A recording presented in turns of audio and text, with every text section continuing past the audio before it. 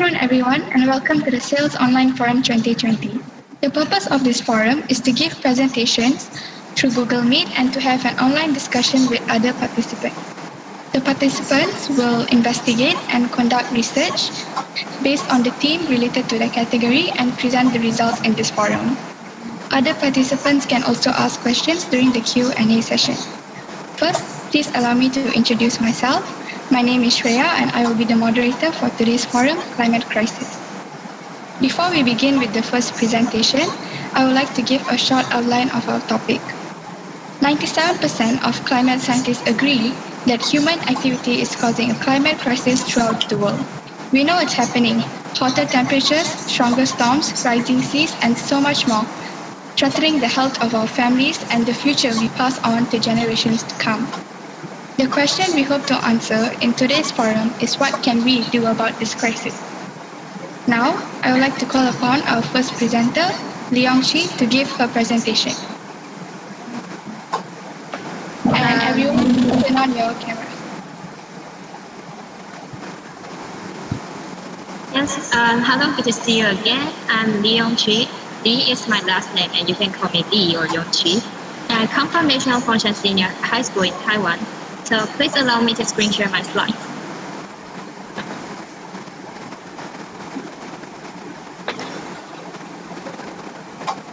Today, the category I'm in charge of is climate crisis, and my research title is A Long Walk to Plastic-Free World. But we're unable to see your screen sharing. Can you please try again? Oh, sorry, I didn't screen share. Yes.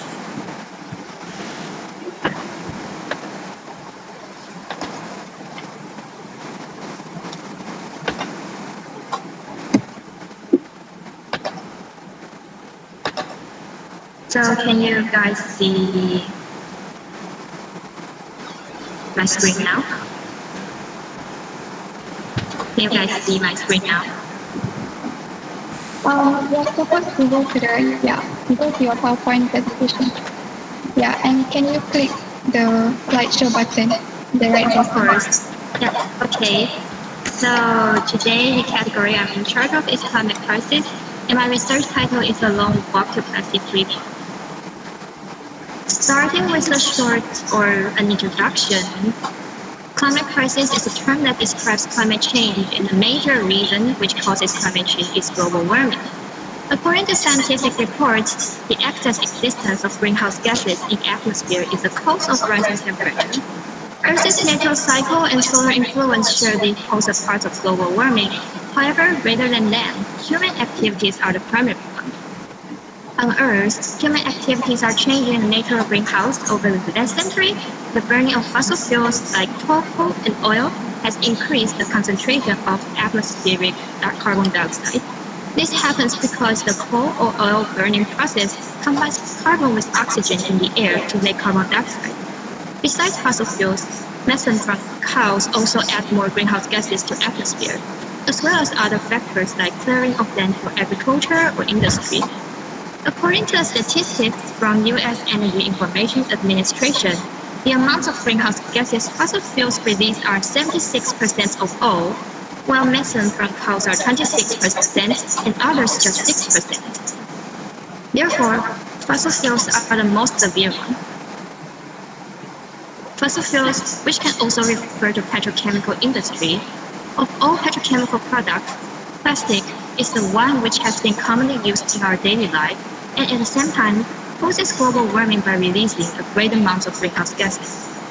No plastic products release carbon dioxide, which is a kind of greenhouse gases. However, comparing to other drivers of global warming, how severe and urgent is plastic? And when plastic releases those gases? Following pictures and figures can answer. First, plastic will harm a lot of aspects, such as health and pollution. Besides those, it also generates huge carbon footprint. Let's take single-use plastic bag as an example. If we just use plastic bag once, it definitely produces huge carbon footprint. Take a look at other alternatives. Comparing plastic bag to them, plastic bag is such harmful to our climate since the carbon footprint it produces is much bigger than others.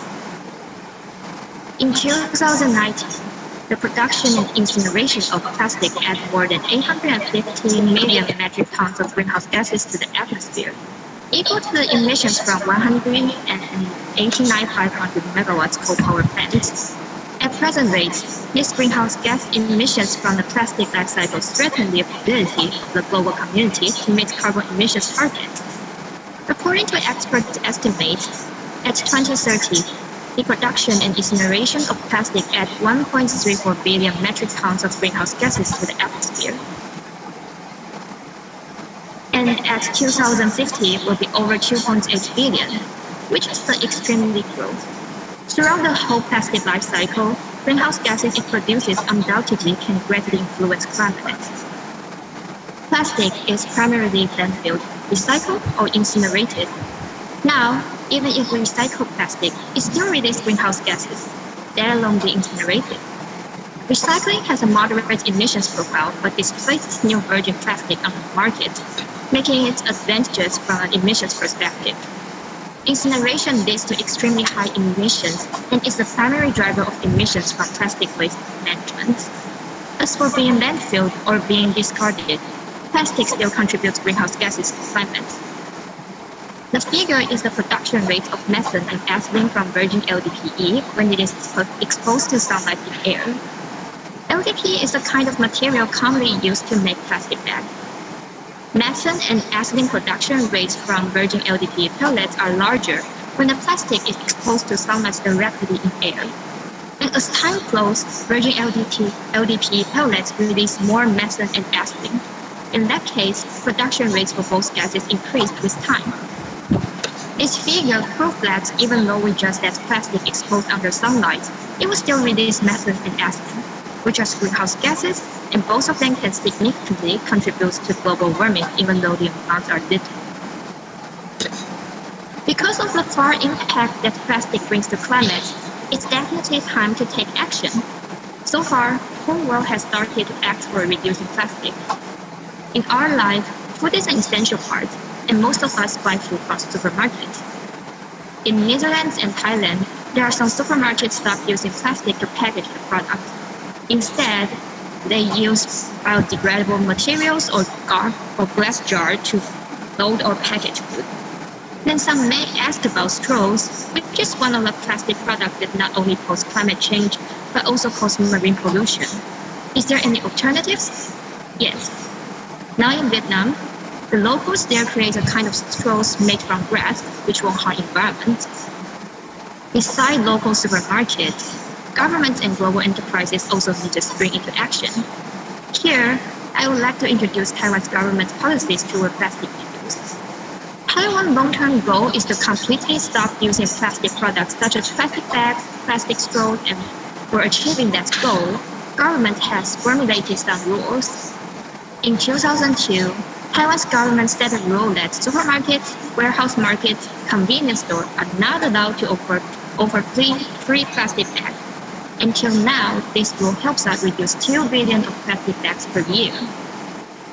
In last July, local shops are not allowed to provide free plastic straws if customers stay in. In 2020, all stores in Taiwan are banned to offer free plastic bags.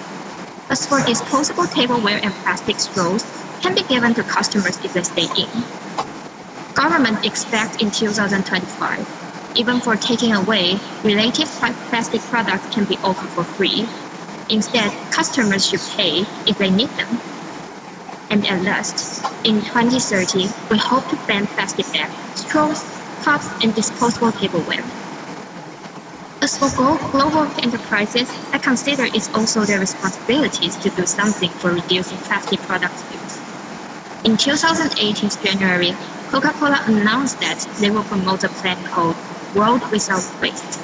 They expected achieving the goal that all packaging materials can be 100% recycled in 2025, and now they have reached 80%.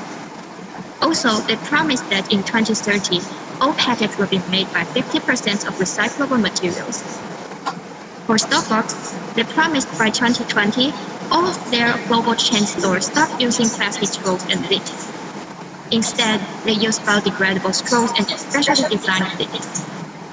During WHO announced that starting as 2019 September, they stopped offering plastic bag worldwide, and by the end of 2020, they will reduce 85% of plastic bags.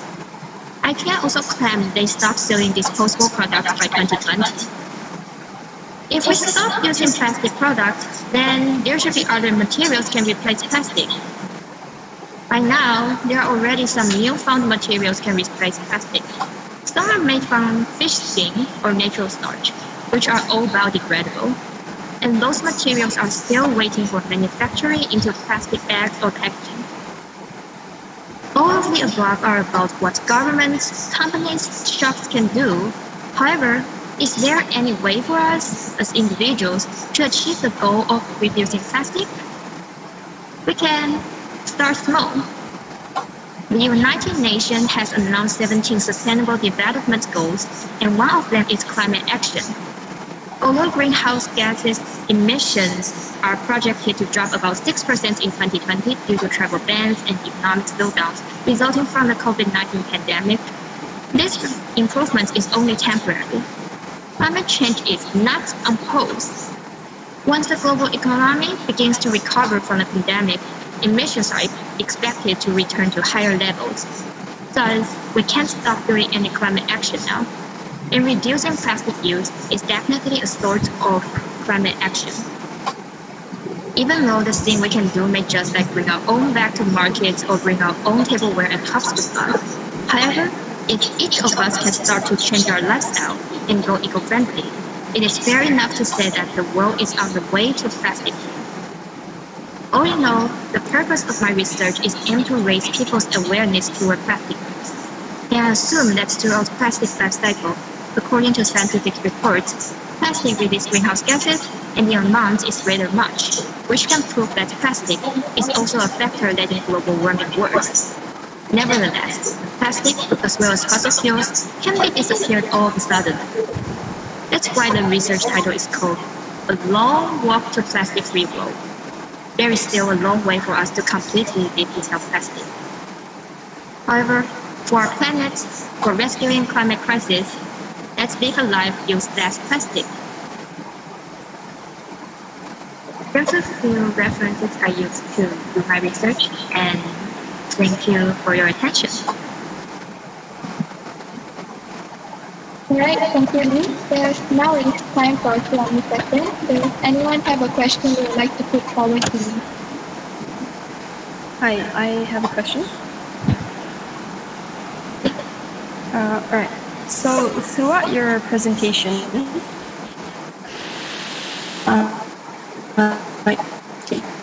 you have stated how you can reduce plastic waste in the present and future. My question, existing issue of plastic waste, such as the Great Pacific Garbage Patch.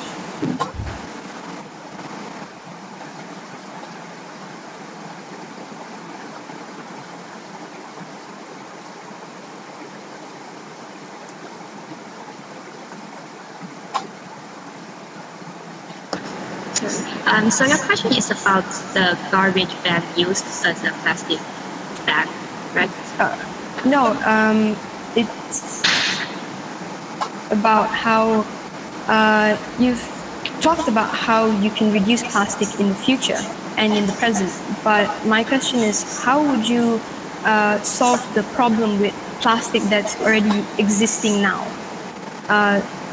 For example, in the Pacific Ocean, there is the Great Pacific Garbage Patch. So waste and plastics are there. And how would you combat that problem?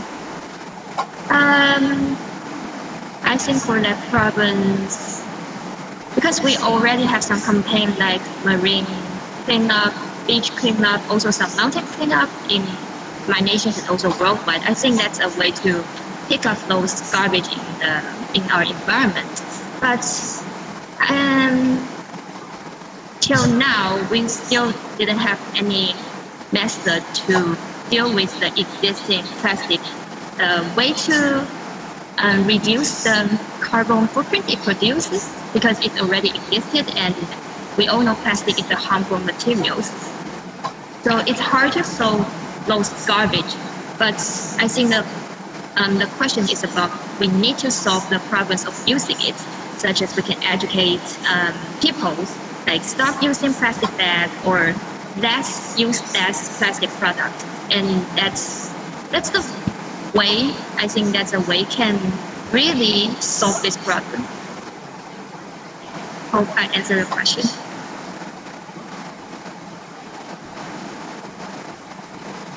Does anyone else have any other questions for me? Okay, there are a few questions from the YouTube Live. How can we motivate people to use environmentally friendly products? I think we have to promote that idea, like promote how severe that's plastic to our climate, and hope these ideas can move them to use those eco-friendly products in their daily life, and like bring their own back to market. And also we can use nowadays the YouTubers and celebrities can really raise people's awareness toward those problems. So it's kind of use of publicity to raise this awareness. So maybe we can use the internet's power to promote the idea of reducing plastic use. Thank you for your answer. The next question. How do you think the COVID-19 outburst improved the environment globally? Sorry, can you say the question again? How do you think the COVID-19 outburst has improved, or how has it affected the environment globally? Because due to the travel bans, there's no flights, or let's say less flights in worldwide. So maybe there's less carbon dioxide released by airplanes. So it's kind of an improvement for our climate. And also for plastic use, sometimes companies offer some food or some goods on the train, on some public transportations. And if we don't travel or just stay at home, then of course it's kind of reducing the plastic product use. So I think COVID-19, this pandemic, really that our environment is getting better, temporarily, but not for good.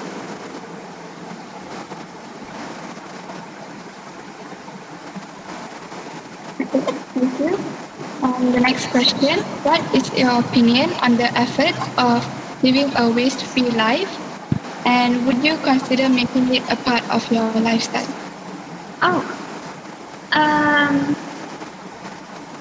I think, of course, I want to make plastic-free or waste-free as my lifestyle, because as a human, to protect our planet, I think is our responsibility.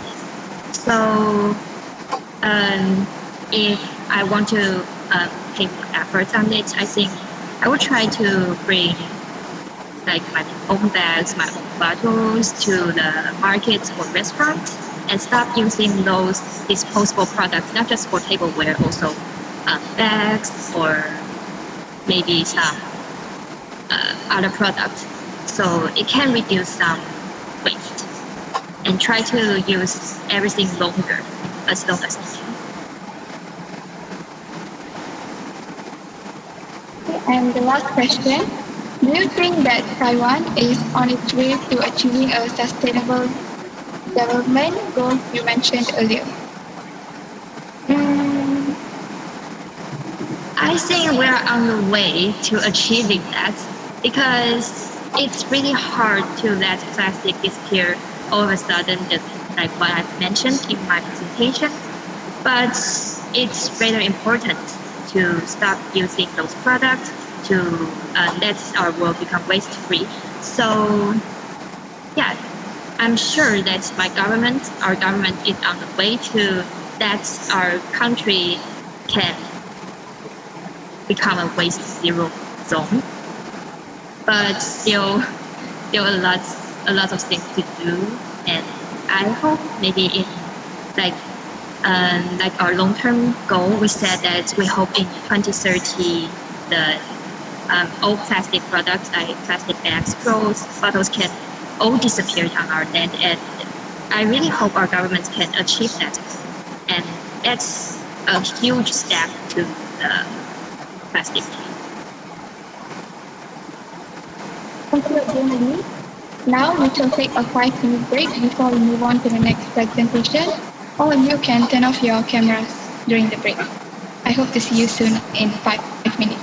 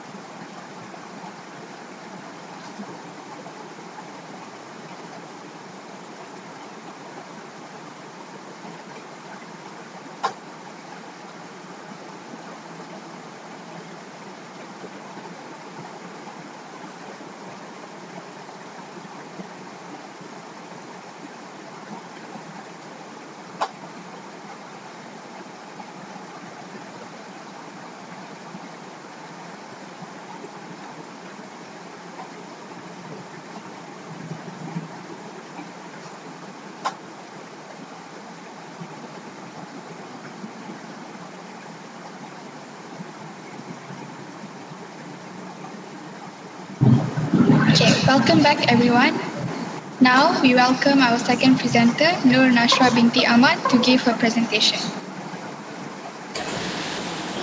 Good afternoon, everyone. My name is Nur Nashra. I'm from SMKP Sri Aman, Malaysia. Today, I will be presenting about seismic testing and its effects on the climate crisis. I chose this particular topic because I've always had a soft spot for marine life and the environment. Through this forum, I hope that I am able to bring light to a lesser known topic, which is seismic testing. Please allow me to share my slides.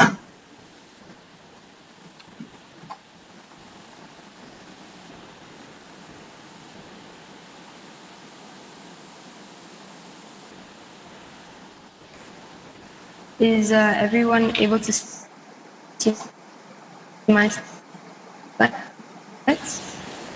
Yeah. Okay.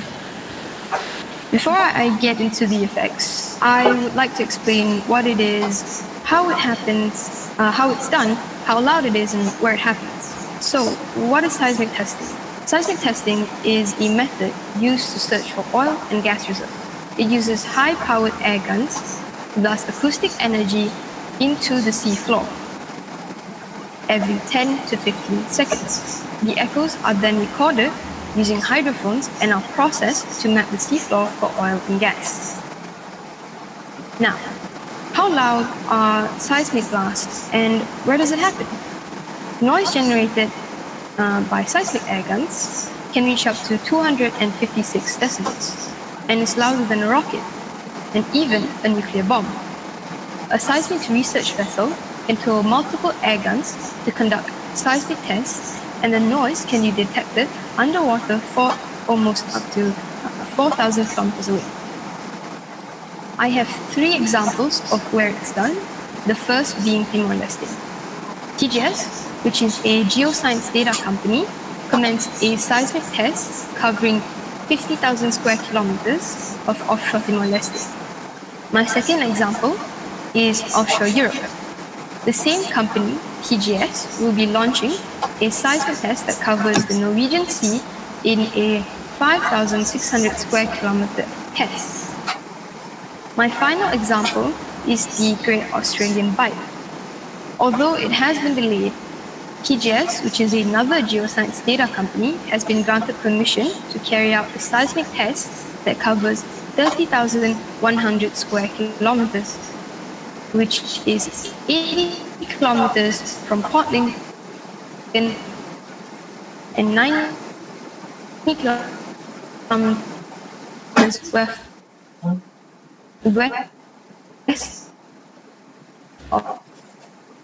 of Kangaroo Island. Seismic testing, which is about the effects of seismic testing on marine life. Seismic testing can result in fatal consequences in behavior and pattern of marine life. As I previously stated, the noise generated by air guns are very loud. This poses a problem, as sound plays an essential role in feeding, mating, communicating, and avoiding predators. Marine mammals are also affected and can endure a variety of things such as temporary and or permanent hearing loss, the abandonment of a habitat, beach strandings, and the worst case, death. Seismic testing can also harm the marine environment, which in turn harms the marine life through a number of ways such as leaks, oil spills, habitat destruction, and greenhouse gas emissions. My second effect is the effect of greenhouse emissions due to marine seismic testing. Now, seismic testing, seismic vessels can use a large amount of hydrocarbon fuels. Combustion of hydrocarbon fuels will release carbon dioxide and other greenhouse gases.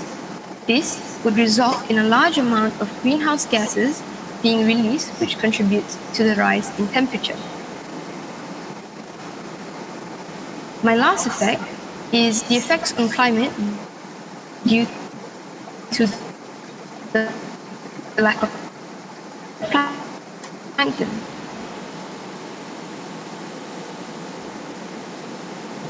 It It's in greenhouse gases. How this works is that atmospheric carbon dioxide is absorbed into the ocean and becomes dissolved carbon dioxide.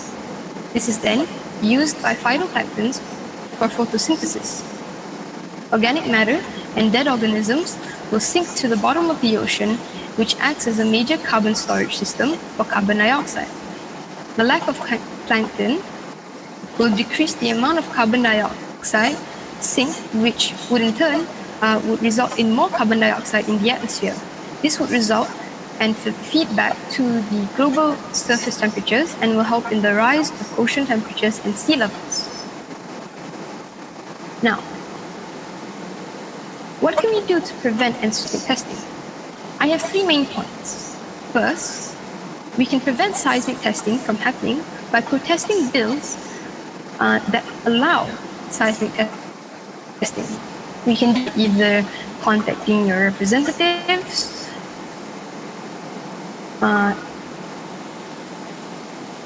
or organizing. For contacting our representatives,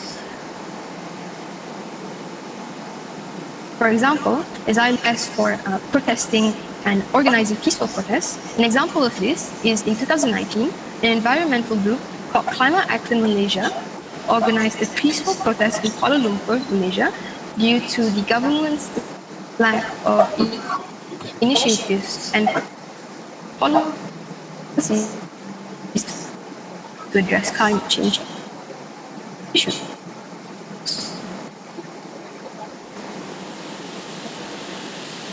Second, we can help by raising awareness. A way we can do this is by spreading awareness online and on social media, like Twitter and others, about the impacts of seismic testing and the impacts that it has on the environment. A great example of this is SAEYLS, as it's an educational event held every year that is based around the environment. For my last point, it is for people who are in the position of power, and they can help by enacting laws that prohibit seismic testing. They can do this by leading legislative efforts, and an example for this is when John Rutherford, the representative of Northeast Florida, teamed up with Jeff Van Drew, who is the representative of New Jersey, to introduce a bill called the Atlantic Coastal Economies Protection Act that would prohibit seismic testing in the Atlantic Ocean. For my last slide, it will be about the youth responsibility. Now, how we can do this is by raising the voices of youth. This can be done by forming a platform for other youths to share global issues that matter to them. And this platform can also be used to spread knowledge and talk about seismic testing, its effects, and how we can stop it. An example of a platform for youth is Voices of Youth, which is run by UNICEF. Next, the youth can also advocate for action on climate change. Examples of what the youth can advocate for is green energy, such as wind energy, hydro energy, and solar energy. By replacing oil and gas with green energy, we can reduce greenhouse gas emissions, and we will also slowly reduce the need for fossil fuel in the long run, which in turn reduces the need for seismic testing. Besides that, the youth can also advocate for better and stricter seismic testing policies, as stricter policies will ensure that seismic testing is heavily regulated and that marine ecosystems are protected. That's all for my presentation. I hope that everyone has learned something new from it. Thank you very much.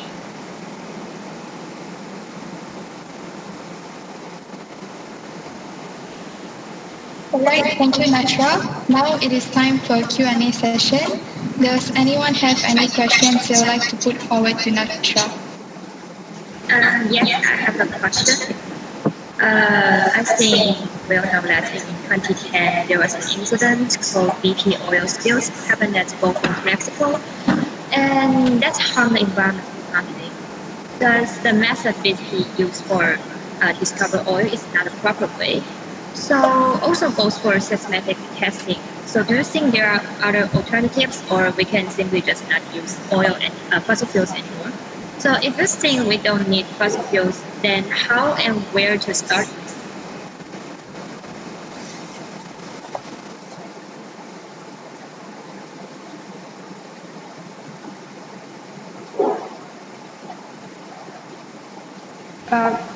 Pardon me, could you could you repeat your question? I couldn't hear the last part.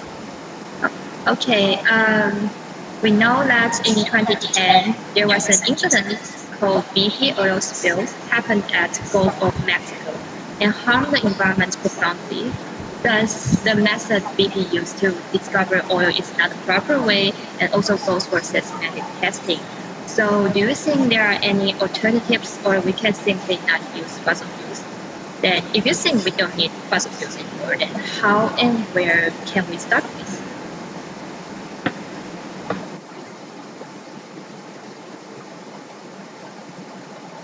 All right. So as I stated in my presentation, an alternative to fossil fuel is green energy. Green energy is renewable energy, and it's also beneficial in the long run. So how we can start using green energy is to advocate for it. You can advocate for it, and with green energy, slowly you can have a much more sustainable planet, as green energy is renewable, as I said before. Now, how we can start it is that we can build dams, we can build power plants like solar power, solar energy, and there's hydro energy. There's also wind energy and turbines that you can create. So with these, it's been known that it also generates a good amount of energy, and it's much more inexpensive compared to like coal or oil and gas energy. So also from like traveling, right, for transportations, we can also start using green energy because as you see, like Tesla, they don't use oil and gas or anything of that sort. No hydrocarbon fuels, no fossil fuels. They use green energy, which is just electric. They're electric cars, and they're renewable, and they're good for the environment, as there's no greenhouse gases produced. Right, thank you for your answer, Nashra. Does anyone else have any other questions for Nashra? Okay, there's a few questions from the YouTube Live. The first question, how much does seismic testing cost?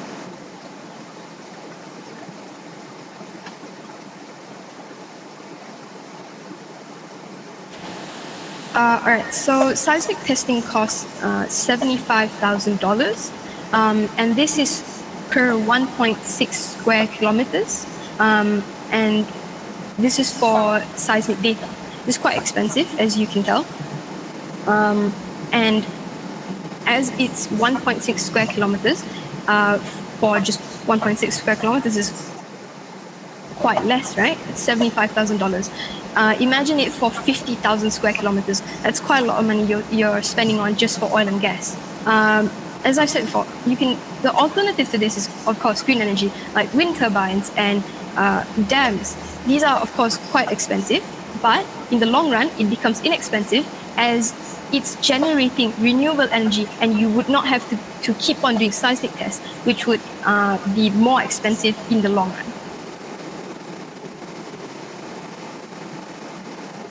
Right, the next question.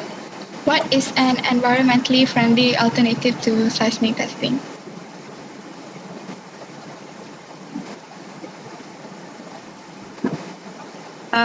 So the environmentally friendly alternative to seismic testing, I would say there aren't any. As I've said before previously, the alternative is, of course, green energy because it's renewable energy. If you use seismic testing instead of trying to find green energy, what happens is that you only get oil and gas, and this isn't good because it ends up becoming greenhouse gases, which would feed back into the global surface systems, and you wouldn't want that because it would affect and contribute to climate change. So the alternative to seismic testing is to build wind turbines, dams, solar panels, like solar energy plants, and this would be a better alternative towards a much more sustainable planet. Right, the next question. Is green energy as accessible to these companies and people? It may be friendlier, but it is also known to be more expensive. That is why technologies like Tesla cars are more expensive than petroleum. What do you think about this?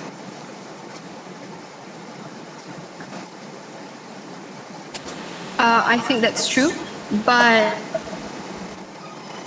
you should also look at history.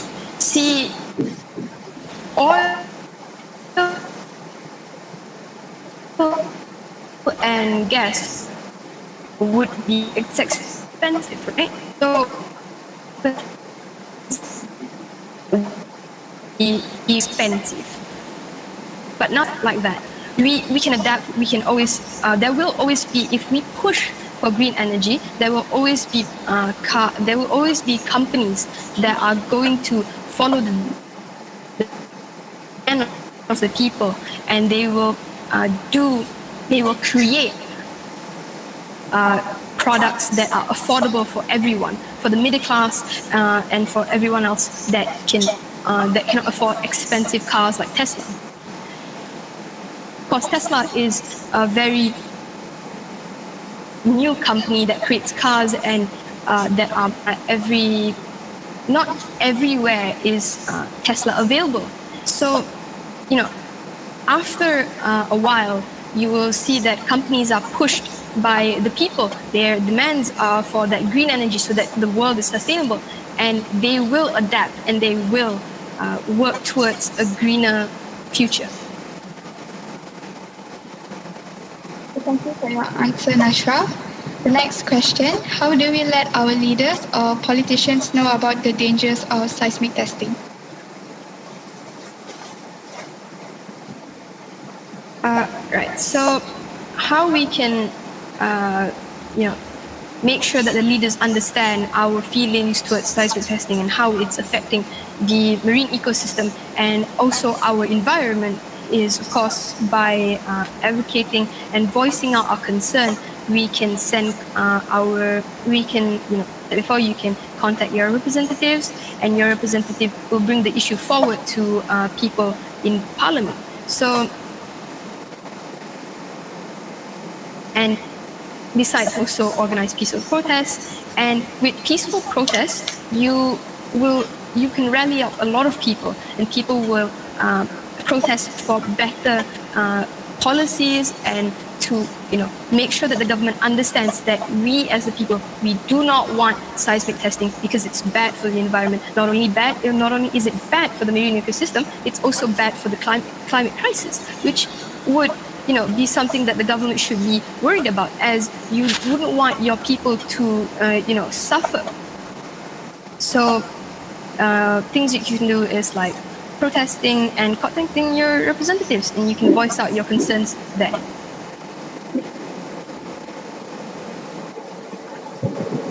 Right, thank you for your answer. The next question, what marine animals are affected by seismic testing? So, for example, examples of marine animals that are affected by seismic testing is like cephalopods, like octopuses and squids, crustaceans, shrimps and lobsters, and marine mammals like pygmy whales, dolphins, and fish. So, yeah.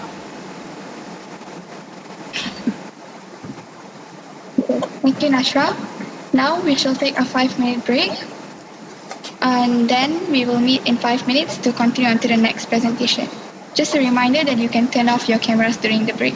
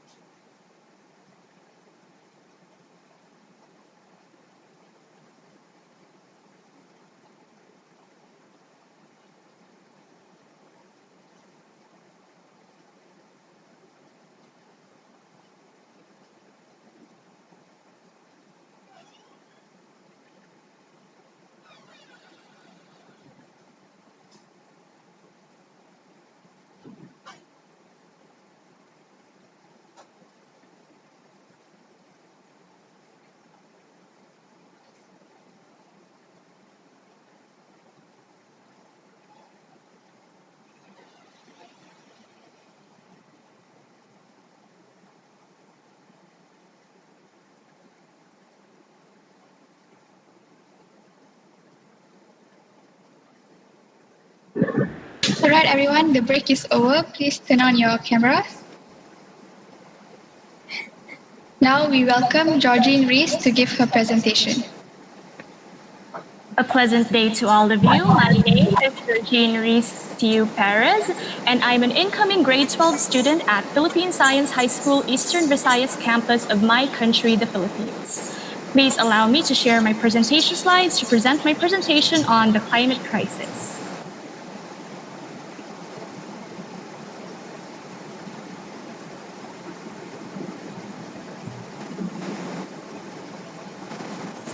May I confirm if you can see my slides?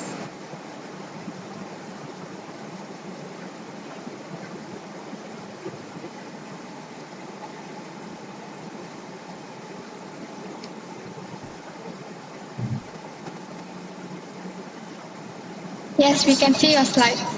Okay, thank you.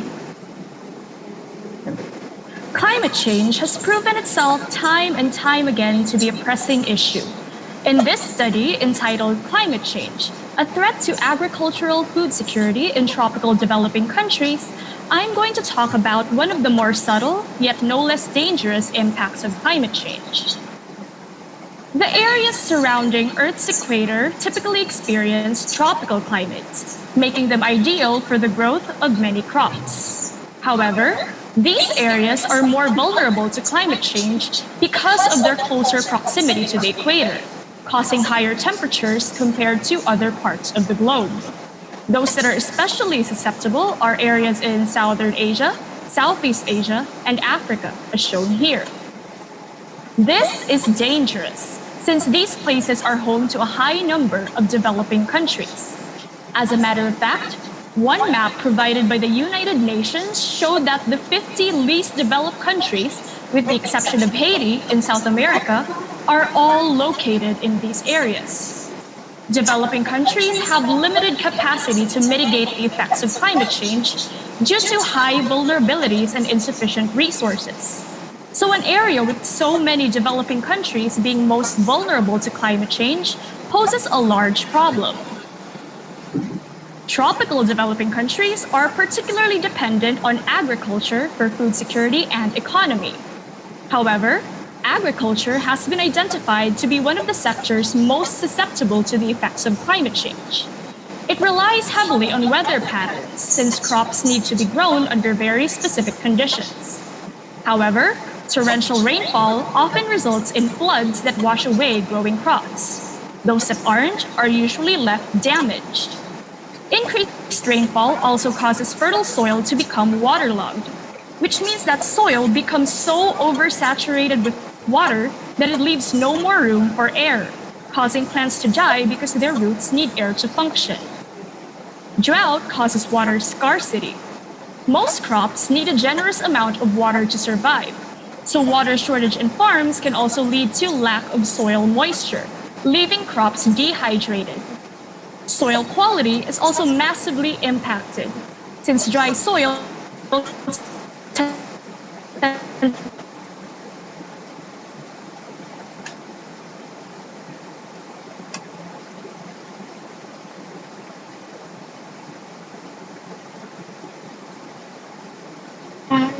torrential rainfall and drought can also lead to lack of available soil in nitrate leaching.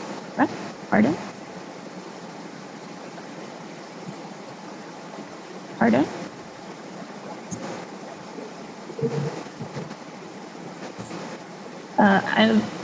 I guess I will continue. Continue. We couldn't hear you earlier. In which essential nitrogen-based nutrients are taken away by excess water as it drains.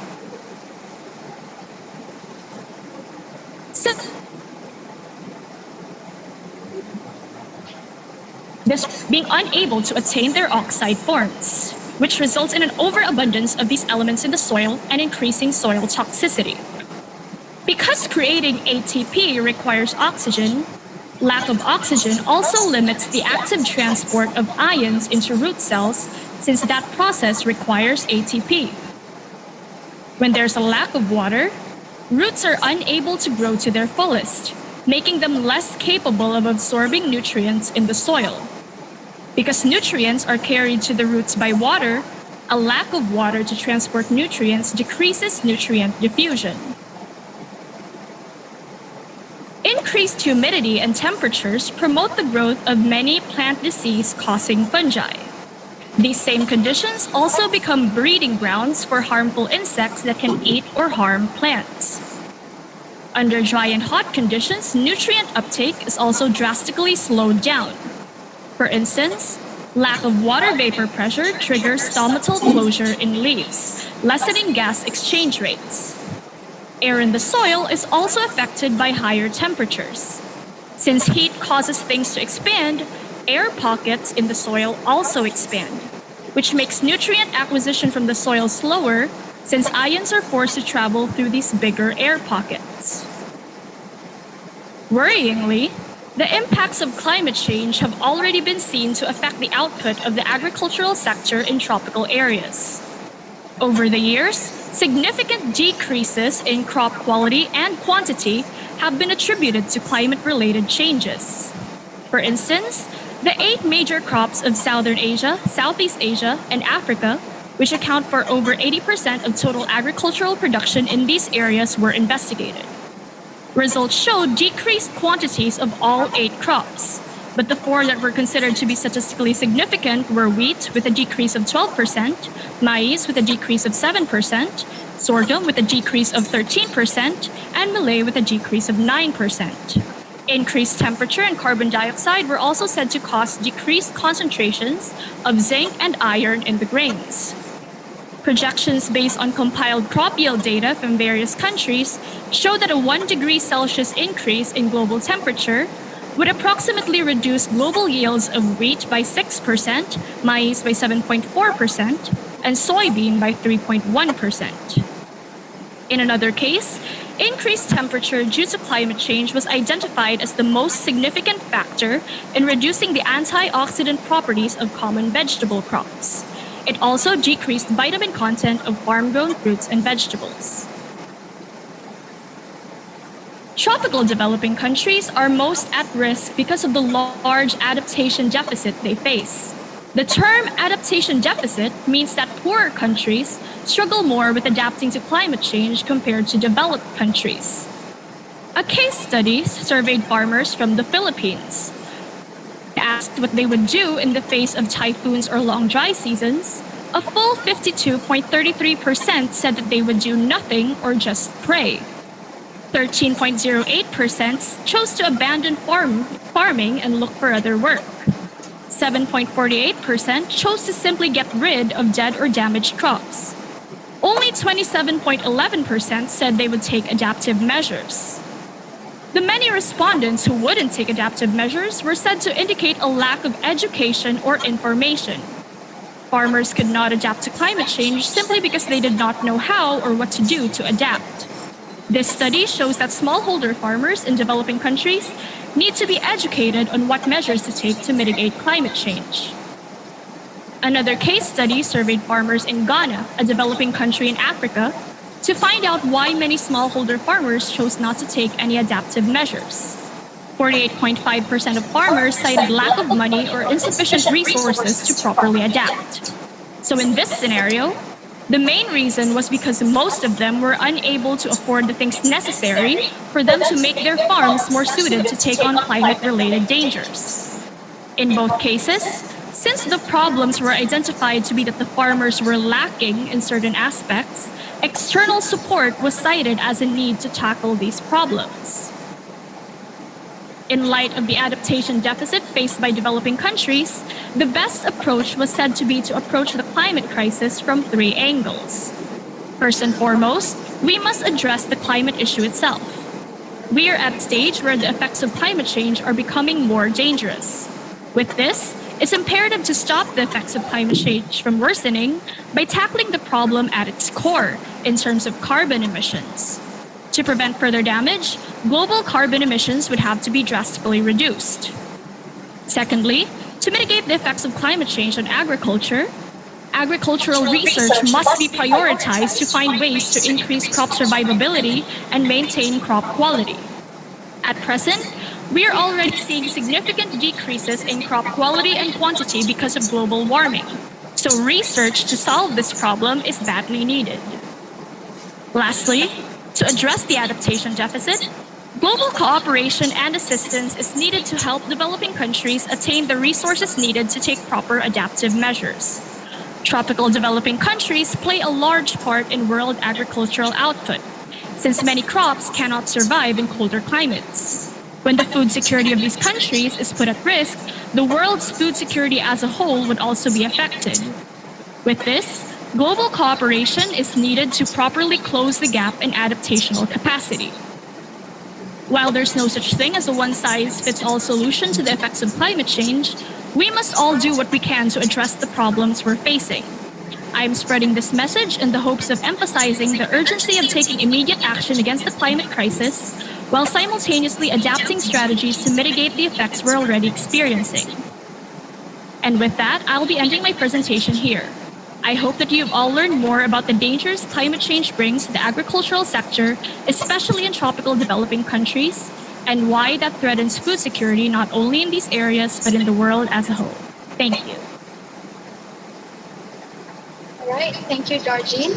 Now it is time for a Q&A session. Does anyone have a question they would like to put forward to Georgine?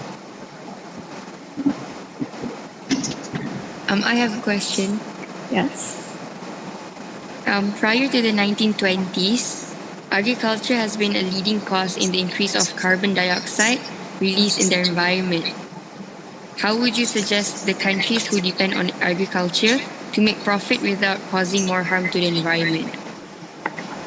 That's actually a really interesting aspect of agriculture to point out, because while agriculture is a sector that's heavily affected by climate change, it in and of itself also contributes to the climate crisis.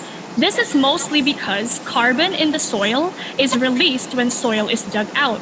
So when farmers till the soil to prepare it for the growing of crops, carbon is released and is converted into carbon dioxide, which contributes to greenhouse gas emissions. Now, recently, farmers, or rather agricultural researchers, have found ways to properly till the soil without digging too much into it, which lessens carbon emissions. Furthermore, greenhouse gas emissions can also be affected by over-fertilization or using inorganic fertilizers. Inorganic fertilizers, when not absorbed by plants, can release nitrous oxide, which is a greenhouse gas that's 300 times more potent than that of carbon dioxide. So that also contributes to greenhouse gas emissions. Now, can be solved by both approaching the climate crisis from the angle of stopping carbon emissions and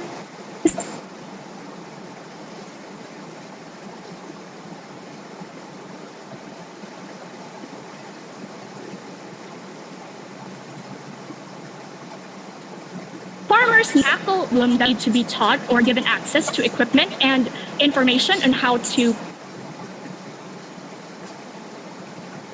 proper, and simultaneously they need to be encouraged to switch to organic fertilizers while taking care not to over-fertilize their plants. Did I answer your question? Yes, thank you. Does anyone else have a question for Georgine? Okay, there are a few questions from the YouTube Live. The first question, how do we get farmers the money and resources to continue their farming in sustainable ways? Well, as stated earlier, one of the reasons for the adaptational deficit is because farmers don't have access to the money or the resources they need to properly adapt. In some cases, the government can cover for this, in the sense that the government provides farmers with the tools and the money needed to allow them to change their farms to be more suited to adapt to climate-related dangers. But the problem in developing countries, which I tackled earlier, is that sometimes the government cannot provide sufficient external support for the farmers because the country itself lacks the money and the resources to support their farmers. So in this case, I pointed out earlier that global cooperation and assistance is needed to properly compensate for the adaptational deficit by providing these farmers with the money and the resources they need. All right, thank you for your answer, Georgine. The next question, why are developing countries more affected by climate change? Developing countries, as I stated in my presentation, are facing a large adaptational deficit. Now, I'm not saying that all developing countries are more negatively affected by climate change, but my presentation earlier focused on tropical developing countries. As I stated, tropical developing countries are already more vulnerable to climate change because of their closer proximity to the equator, which means their average temperatures are already higher than those around the globe. So climate change more heavily impacts them. Furthermore, since they don't have the resources and that they're highly vulnerable to climate change, they have a more difficult time adapting to climate change. So that's why their tropical developing countries are some of the most susceptible to the effects of climate change and simultaneously also have the most difficulty mitigating the effects of climate change. Thank you for your answer. The next question, can you shed some light on the agricultural food security situation in relation to climate change in your home country? Yes, okay. So my country, the Philippines, is a tropical country that's located near the Pacific Ocean. So because of that, we are struck by many typhoons and tropical cyclones throughout each year. And some of them can even be destructive enough to cause major damage. So in that sense, some of the people who are more heavily affected by the frequency of these typhoons are our farmers. So our farmers, in the sense that they're not able to properly prepare for these typhoons and that they're not able to properly adapt after these typhoons, they struggle heavily with being able to produce sufficient agricultural output. So I would say that this is, in fact, a threat to the food security situation here in the Philippines. Thank you for your answer. The next question. Food security is a major issue in the Philippines since it experiences an average of 20 typhoons per year. It became an even bigger issue now that we are currently experiencing this pandemic. How do you think should the Philippine government deal with the crisis on food security? I do believe that the Philippine government can do more to assist our farmers in the sense that they can provide them with the proper resources to manage their farms in the midst of these typhoons and can simultaneously educate them on what practices to take on or what strategies to adapt in order to make sure they're able to maximize agricultural output in the midst of these typhoons. Now, simultaneously, I do believe it's important that we keep in mind that most farmers in the Philippines, approximately over 85%, are smallholder farmers. So these farmers badly need the education, the information, and the resources they can get to adapt to climate change. So in that sense, I do believe the government can do more for these smallholder farmers so that we can lessen the gap in adaptational capacity here in the Philippines. Right, and the last question. What government program do you think should be implemented or prioritized to address climate change effects on agriculture? I do believe that the Philippine government should tackle these problems in two ways. One is, as I stated earlier, to support our farmers, to provide more support for our farmers, since a majority of them are just smallholder farmers who don't have the education or the resources they need to properly adapt to climate change. But another aspect that the Philippine government can deal with this is that it needs to provide more emphasis on agricultural research. Agricultural research can provide solutions and strategies to properly combat the climate crisis while still maximizing agricultural output. So in this case, I do believe the Philippine government needs to implement programs that assist Filipino farmers and at the same time emphasizes and provides more funding for agricultural research. Thank you again, Georgine. Now we shall take a 5-minute break before we continue on to the next presentation. You can turn off your cameras.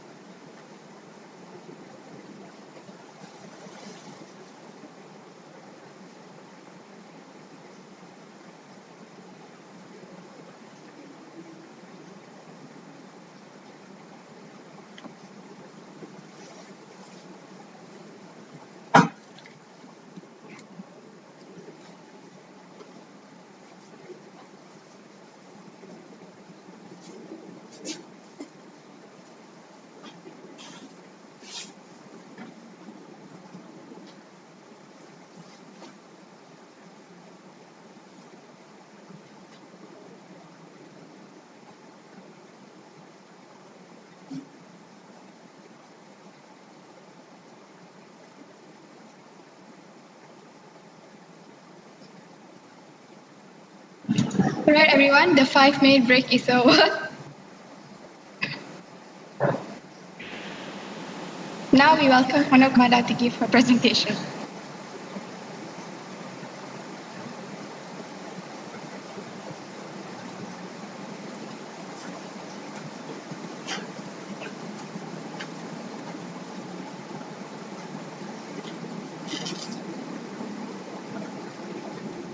Honoka, could you please unmute? We can't hear you right now. Sorry. Hello everyone, I'm Honoka, and my school is Meganuji High School, and my topic is global warming and extreme weather. So please allow me to screen share my slide.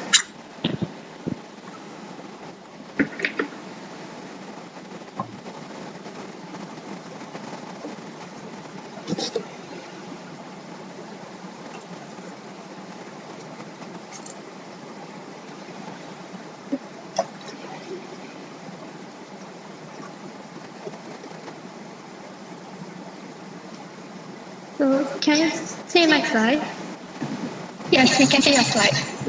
Okay. So my research topic is global warming and extreme weather.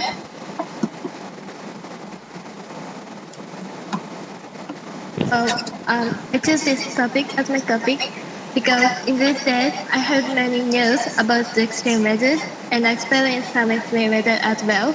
And I feel it happens more frequently than before.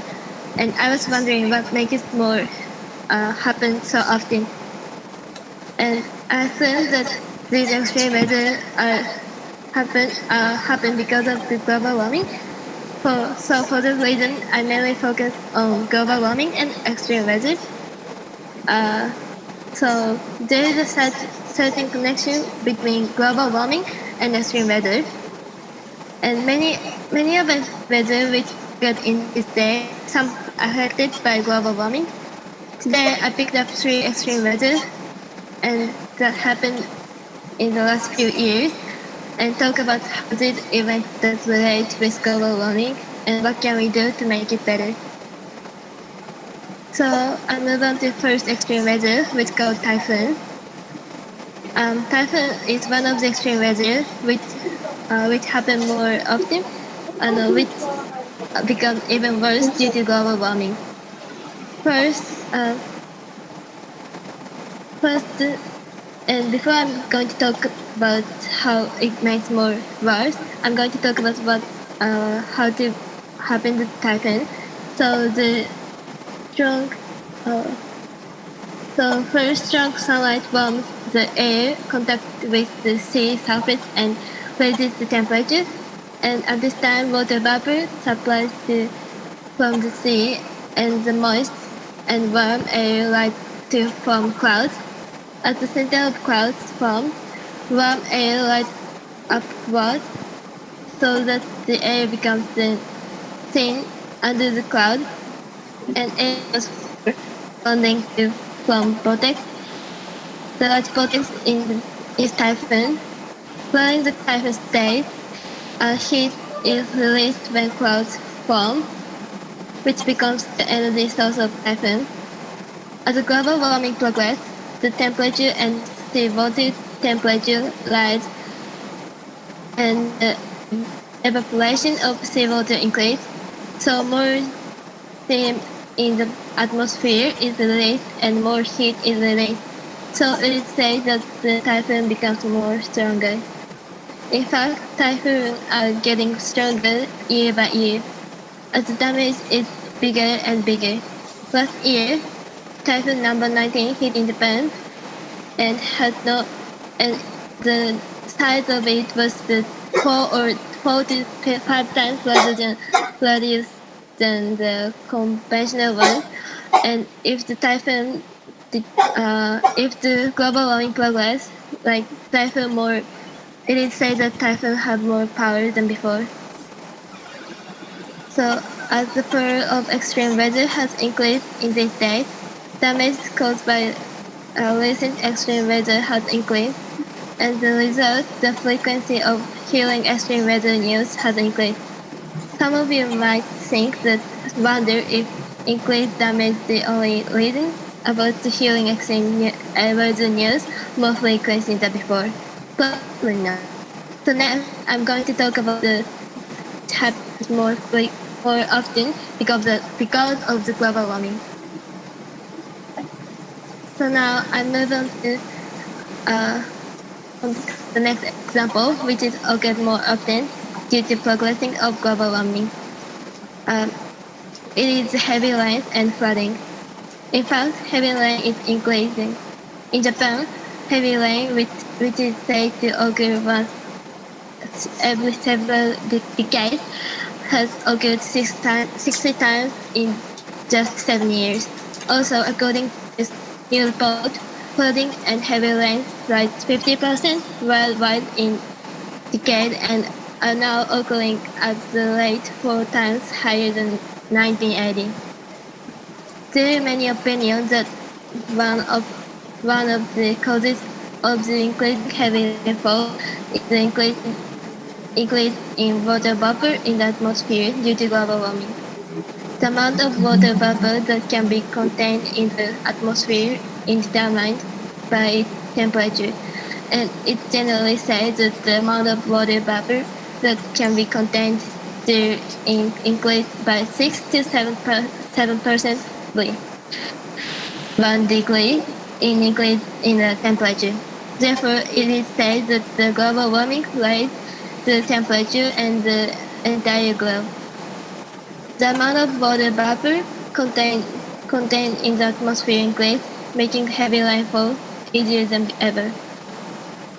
By listening to the two examples so far, you understood the reason why global warming caused by worst age. But some might wonder, there is the extreme weather caused by global warming. Of course there is. So now I move on to the third example, which occurred because of global warming. So deep freeze. Deep freeze is occurred because of extreme weather. There is a cold wave that hit America last year, and on the contrary, it doesn't seem that the global warming had occurred because it became cold.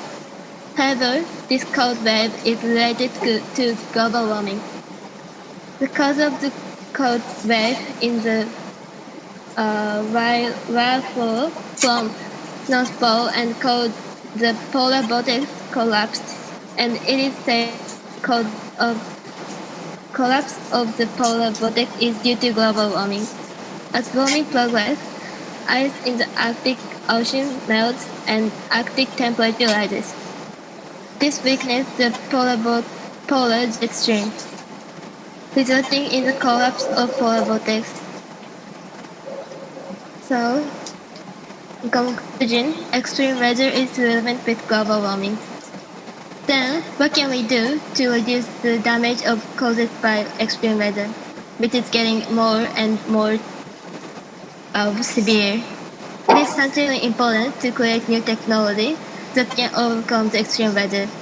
But that alone will have to create new technology again when global warming process over the years. Perhaps the most important thing we must do now is stop global warming, which is the root causes. Stop global warming is difficult maybe it's hard, but there are so many things that we can do. For example, we can stop using global warming, or using the not using the plastic straw. So everyone should do what they can do to prevent any further damage from extreme weather. Thank you.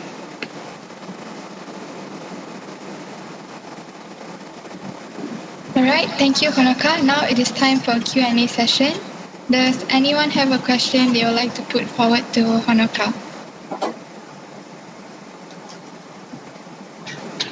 Anyone? Alright, there are a few questions from the YouTube Live. The first question, what can we do to prevent these extreme weathers from happening in our respective countries?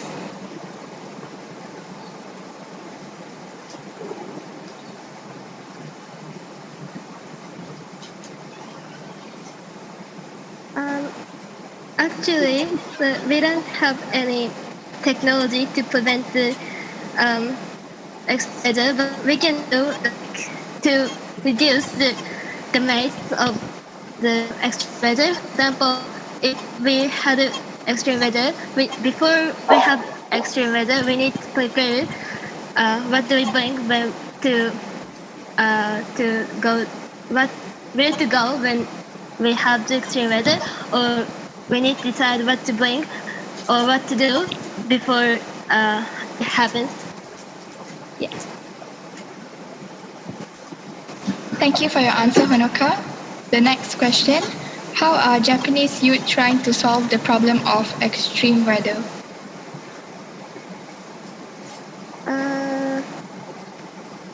In Japanese youth, we learn how to like if how to like what to do when we have the extreme weather. Like when when it happens, we learn at school how to how to reduce it damage.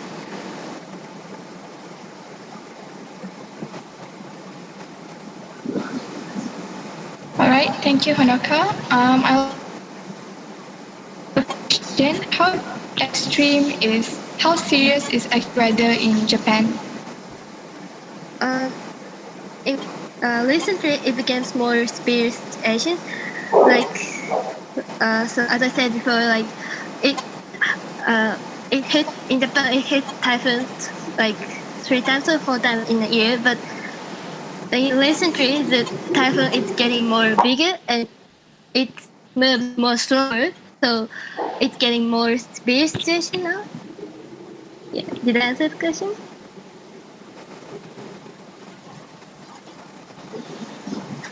Yes, you answered the question. Does anyone else have any questions for Honoka?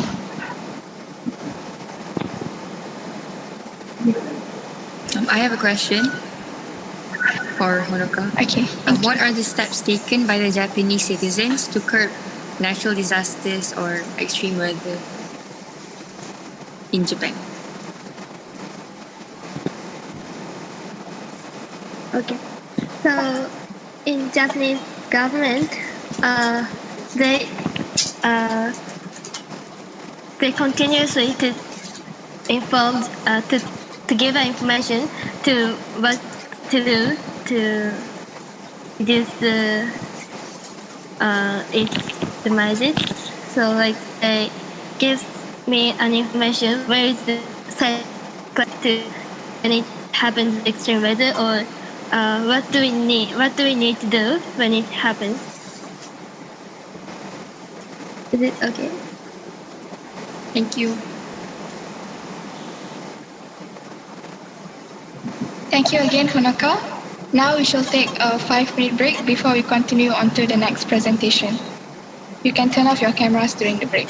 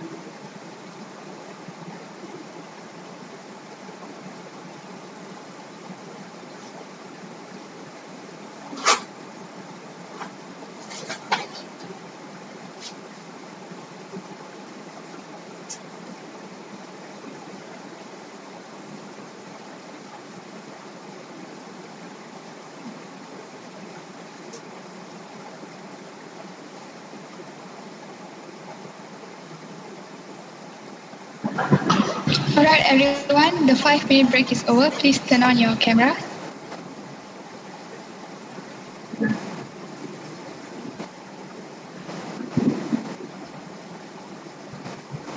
Now we welcome Farhana binti Firdaus to give her presentation. Good afternoon, everyone. My name is Farhana binti Firdaus. I am from Tunggal Krishna College, Malaysia. Allow me to present my slides.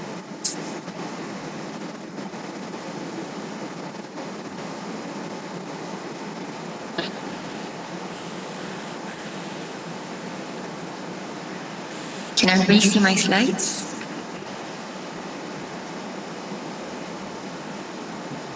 Yes, we can see your slides. All right.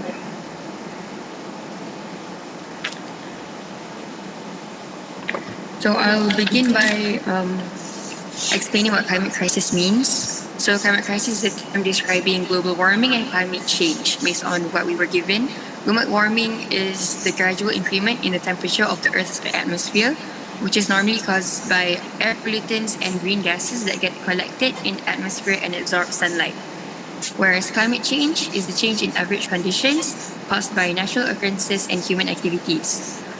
What I mean by natural occurrences, meaning volcano eruptions, sun intensity rising, and what I mean by human activities are like burning of fossil fuel, for electricity like coal and gas. So I would first like to introduce to everyone what currently the climate crisis in Malaysia looks like.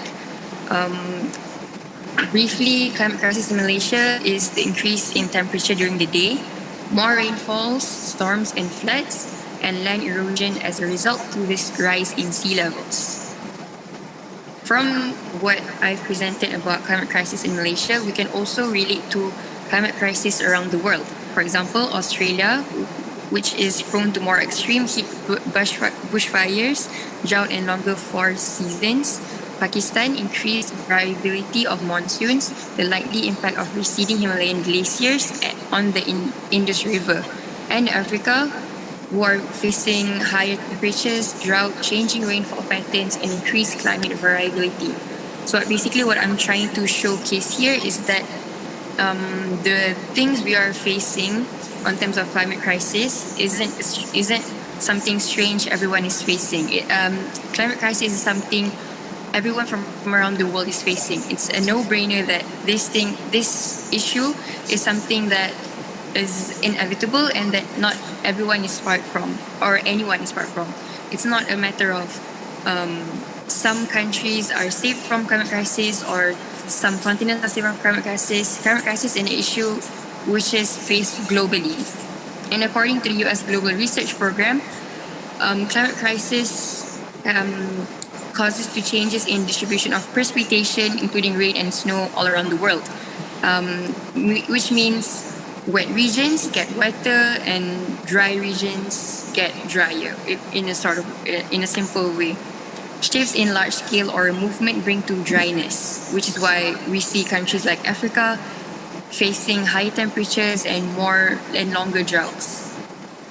So for example, when I say this, droughts, heat waves, storms are more frequent in other countries, are getting more severe in other countries when climate crisis becomes more of a serious issue.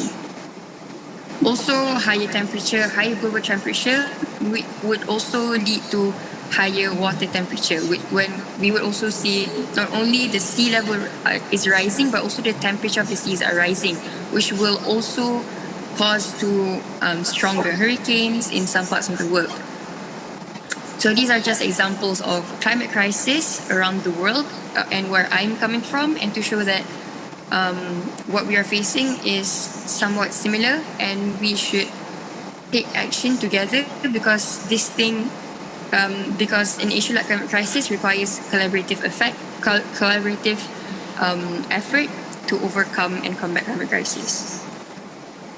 So the effects of climate change, the main effects of climate change which I have showcasted today would be food. Based on my presentation, although agriculture practices may be adaptable. Changes in temperature, water stress may interfere with the growth of crops and food sources. What I mean by changes in temperature and water stress and the things we're facing that will affect our food is, for example, soil degradation, which limits the amount of carbon the earth is able to contain. Other than that, erosion. Erosion causes food to be lost or wasted, and it limits the availability of and quality of water for drinking and agriculture. The next thing is health. Based on our presentation, the change in environment is expected to cause more heat stress and increase in waterborne diseases, poor air quality, and diseases transmitted by rodents, insects. What I mean by this is climate crisis also gives an impact to people's health because, for example, for extreme weather like extreme heat, cardiovascular and respiratory diseases are more prone to happen to people in areas that have heat. For example, when rise in sea level occur, it also destroys homes, medical facilities, and it heightens waterborne diseases. So it has also been approximated that from 2030 to 2050, climate change is expected to cause approximately 250,000 deaths per year from malnutrition, malaria, diarrhea, and heat stress. The other main effect of climate change, which I've stated in my presentation, is economic disruption. Climate change threats economic stability as it disturbs productivity and leaves the society into think of costly alternatives.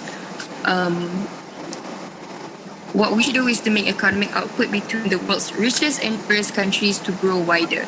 So because climate change happens all around, it leaves the citizens in a country to think of costly alternatives and to think of other changes of lifestyles.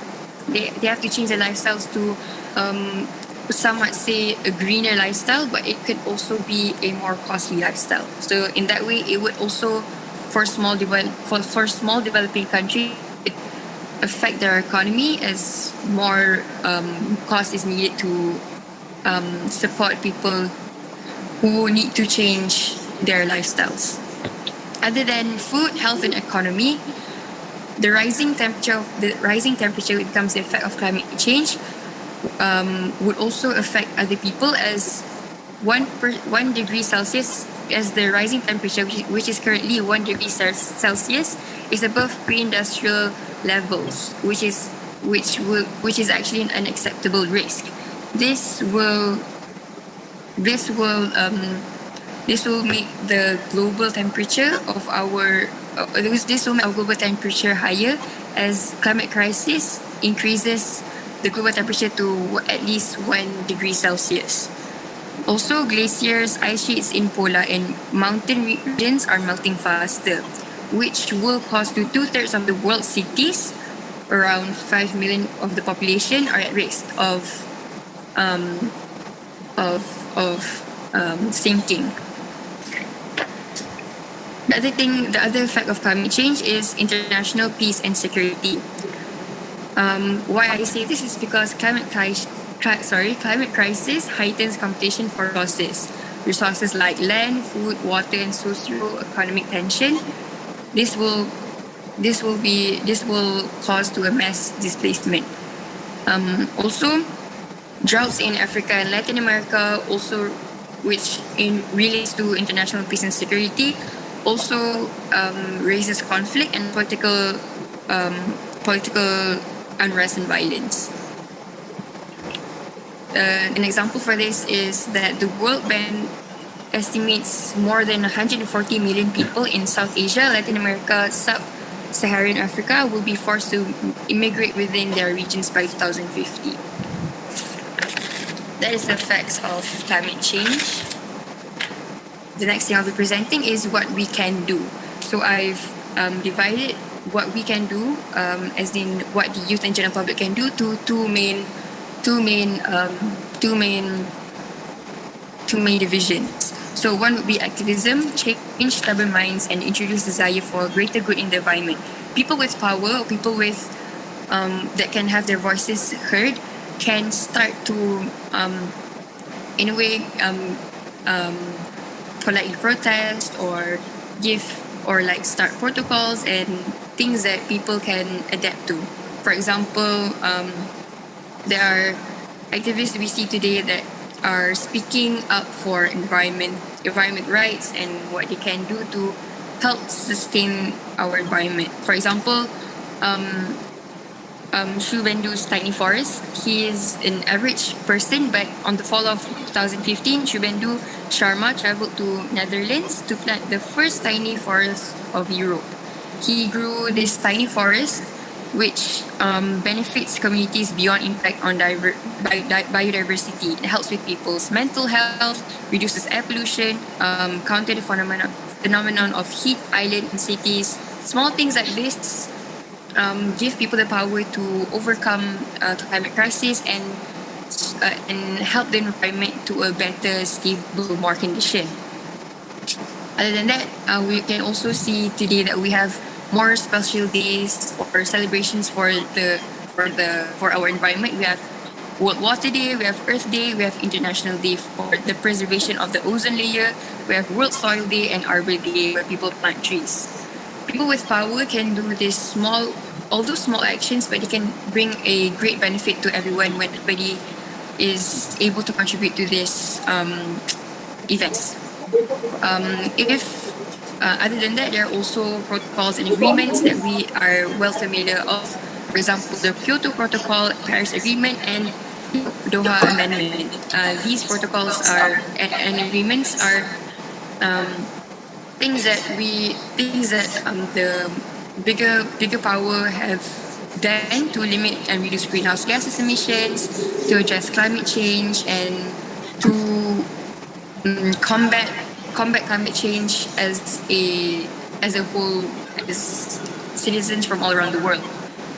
Other than that, for normal average people like students or any other people who don't think they have the right, they think they have enough power to or they don't think they have enough power to combat climate crisis, we can still contribute to helping the environment by change of lifestyle. For example, consumption. Offer a more energy-saving and organic food diet lifestyle. What I mean by this is, as students or as people in the citizen, if we don't think we can contribute that much, we can at least change our lifestyle or our way of thinking or mindset to a more environmentally safe lifestyle. For example, we can opt for alternatives in daily lifestyle. For example, electricity, you can change source to clean energy. We can change our source of electricity to clean green energy. We can switch our normal light bulbs to LED light bulbs. We can plant trees where we're living and line dry our clothes to avoid from consuming too much energy from a normal average dryer would. We can also apply change in lifestyle in terms of diet. Meat and dairy products are known to contribute to 14.5% of climate changing gases. So cutting out carbon-based meals or like carbon-heavy meals can help to environment, even though we think it as a small action. No action is too small in order to save the environment. Other than that, what we can do on our daily routines is in terms of transport. Transport accounts for 34% of households' carbon footprint. So we can opt for carpools, we can cycle, we can walk as a alternative to transportation to any destination we go on a daily basis. So with that, I conclude my presentation on a note that climate crisis is something that the whole world is facing. Nevertheless, it's not climate crisis is something that the whole world is facing, and therefore citizens from all around the world have to contribute to overcome and combat climate crisis and to live in a much more stable and environmentally comfortable world. So, in conclusion, climate crisis is something we all have to work together with everyone around the world to overcome climate crisis. Thank you. That's my presentation for today. All right, thank you, Farhana. Now it is time for Q&A session. Does anyone have a question they would like to put forward to Farhana? Yes, I have a question for her. It is said that what we are currently experiencing regarding the climate crisis is the result of greenhouse gas emissions from previous generations.